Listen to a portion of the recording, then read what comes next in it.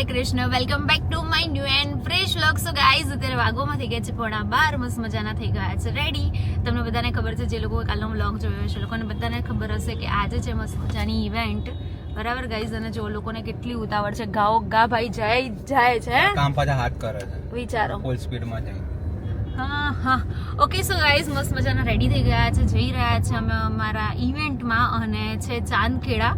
બરાબર, તો આજની ઇવેન્ટ થોડીક લેટ હતી એટલે મજા આવી રહી છે, કારણ કે બહુ વહેલું ઉઠવાનું ને એનો કોઈ સ્ટ્રગલ છે નહીં. એના સાથે પહેલાં જેવી તૈયારીને થોડું ઘણું કહેવાય ને પ્રિપેરેશન બધી જે કરવી પડતી હતી એ બધી હવે નથી કરવી પડતી, કારણ કે થોડું ઘણું હવે યાદ જ રહેવા લાગ્યું છે કે કયા ટાઈમે શું બોલવાનું છે શું નહીં. હેલો, ગુડ મોર્નિંગ, જય શ્રી કૃષ્ણ. શું કહેશો?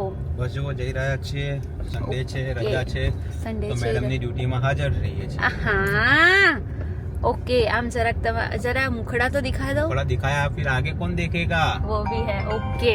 हेलो, गुड મોર્નિંગ, જય શ્રી કૃષ્ણ. આજે ફાઇનલી અમારી જોડે ભવ્ય છે અને સાથે રશ્મિ છે. તો બધાની સોરી એવી કોમેન્ટ આવતી કે ભવ્ય રશ્મિની બેન છે. હા, બેન તો છે, પણ ખાસ ભાઈબંધી છે. હા, જયરાજની સગી બેન છે અને આની માનીતી બેન છે. અને રશ્મિ, શું કહેશો? કેવી ચાલી રહી છે તમારી જોબ? અમારી જોબ સારી ચાલી રહી છે. ધીમે ધીમે જોબના ચક્કરમાં રશ્મિનો અવાજ બી ધીમો થતો જાય છે, શાંત વાતાવરણમાં રહેવા લાગી છે એટલે. ઓકે. અને લાલુ બતાવી દઈએ આપણે. સો ગાઈસ, સરસ મજાના લાલુને પણ લઈ લીધા છે. ઓકે, અમે લોકો પહોંચીએ અને તમને લોકોને આજની ઇવેન્ટ શેર કરીએ. હોપ કે તમને લોકોને ગમશે. ગમે તો કોમેન્ટ કરવાનું બોલતા નહીં. અને 200 K નો તો જેમ વેઇટ થઈ રહ્યો છે એવો જ હજુ વેઇટ થઈ રહ્યો છે. જોઈએ છે ક્યારે કમ્પ્લીટ થાય છે, બટ જ્યારે કમ્પ્લીટ થશે ને ત્યારે સેલિબ્રેશન તો કરવાનું જ છે. બરાબર, શું કહેવું નિકેશ? હું એમ કહું છું કે સેલિબ્રેશન તો કરવાનું જ છે, એટલે બે સેલિબ્રેશન જોડે કરીશું. ઓકે. મારા દીકાની બર્થડે આવે છે અને 200 K ની બી યસ સેલિબ્રેશન કરીશું. યસ, બટ જેવું દર વર્ષે કરીએ છીએ એવું તો નહીં જ કરીએ. એવું નથી કરવું, કારણ કે એ મને બહુ હાર્ડ પડી ગયું છે લાસ્ટ યરનું. હજુ એનું સોલ્યુશન નથી આવ્યું, બટ કંઈ નહીં, ચલો પહોંચીએ. કેવી છે ત્યાં તૈયારી એ પણ જોઈએ.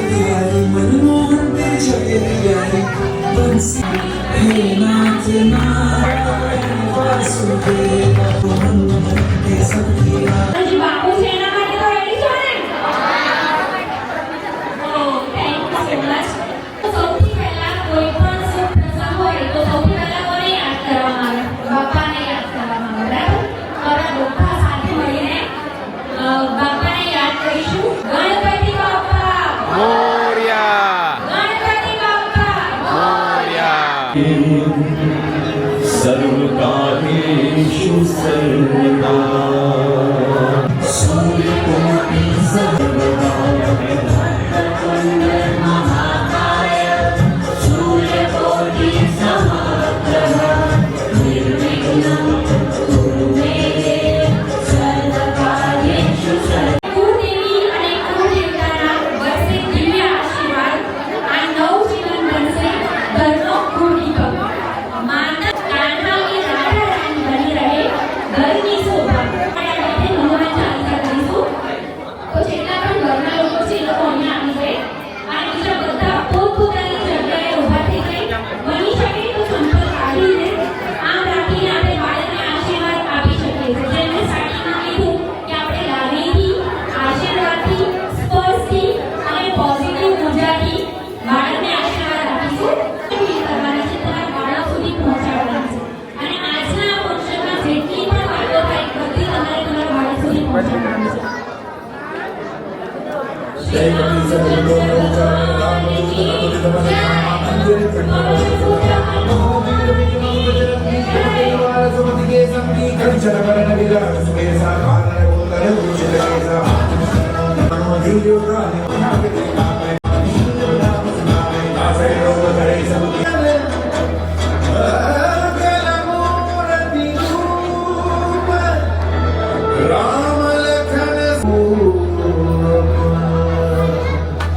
ભગવાનના પુત્ર હનુમાન કી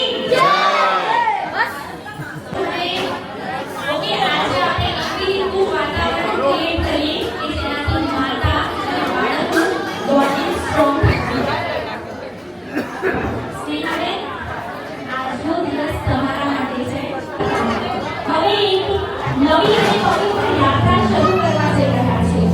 તેઓ હવે પિતા બનવા જઈ રહ્યા છે, જેની ખુશી આપણે બધા જ જોઈ રહ્યા છે.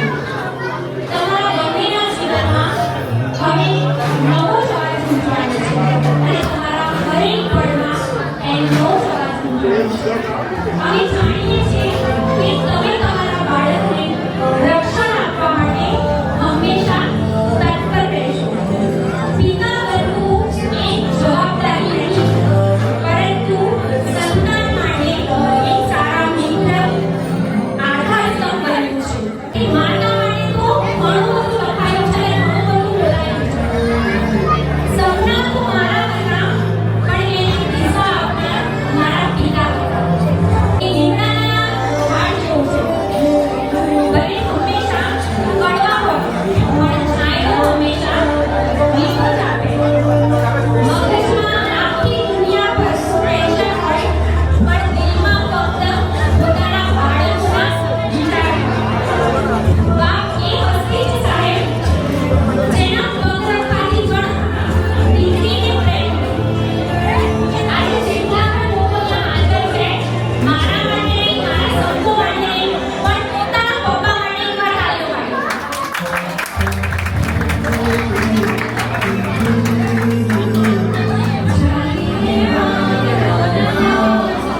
તમારા પિતા અહીંયા હાજર હોય ને, તો એ વખત એમને ફોન કરી દેજો અને જો એટલું ના કીધું હોય ને, તો આજે જઈને થેન્ક યુ કહી દેજો.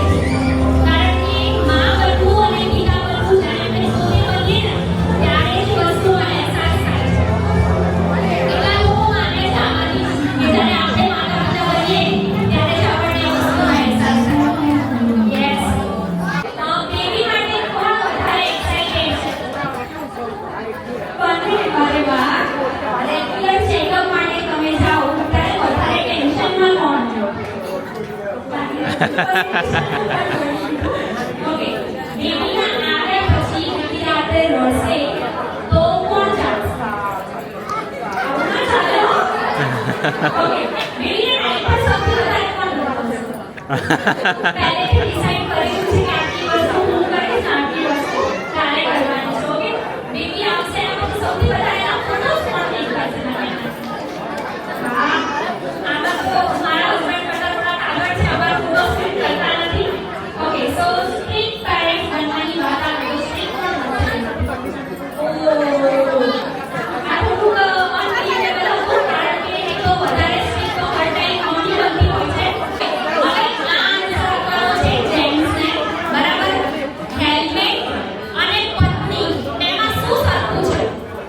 હેલ્મેટ અને પત્ની બંનેમાં શું સરખું છે? જોરથી કોઈ બોલતા નહીં અને હાથ કરજો. તમને ઘરે ગવાનું જ આપે.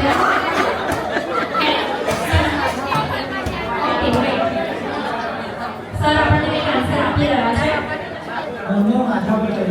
વાહ. શું કહેશો મેમ? સાચું છે કે ખોટું છે?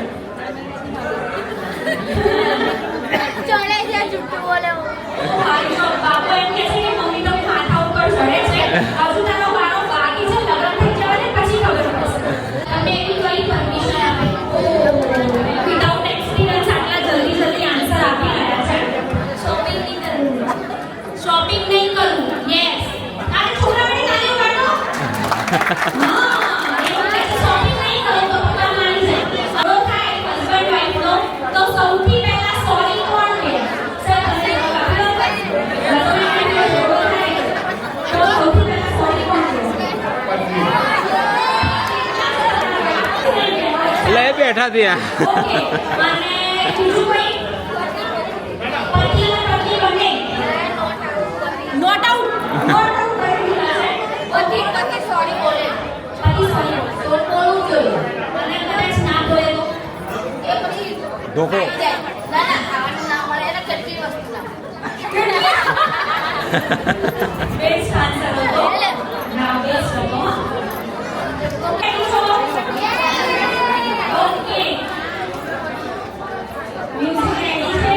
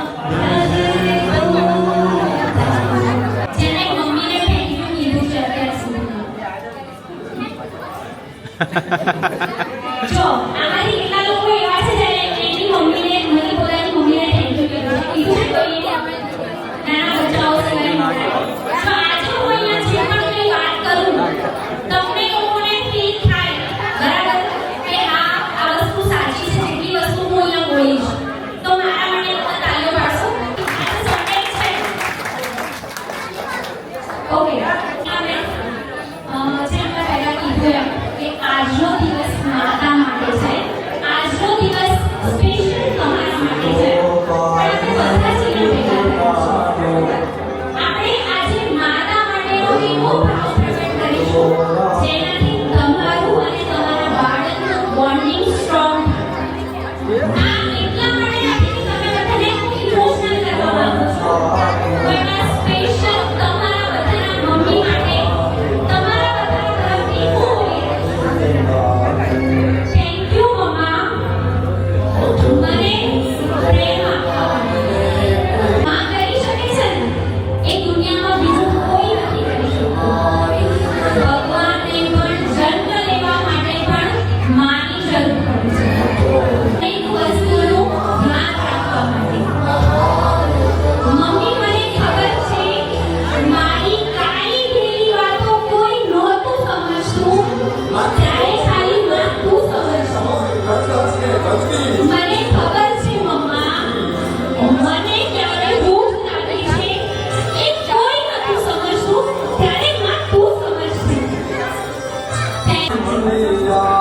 આ દુનિયામાં માં જેવું આજ સુધી બીજું કોઈ ના બન્યું છે ના કોઈ બની શકશે ક્યારેક તમે સાંભળ્યું હશે કે કહેવાય છે કે નહીં કરી શકે આજે જેટલી મમ્મીઓ અહીંયા બેઠી છે જેટલા પપ્પાઓ અહીંયા બેઠા છે એ બધાને મારા તરફથી સત અને હું ઈચ્છું છું કે તમે બધા તમારા મમ્મી પપ્પા માટે જોરદાર તાળી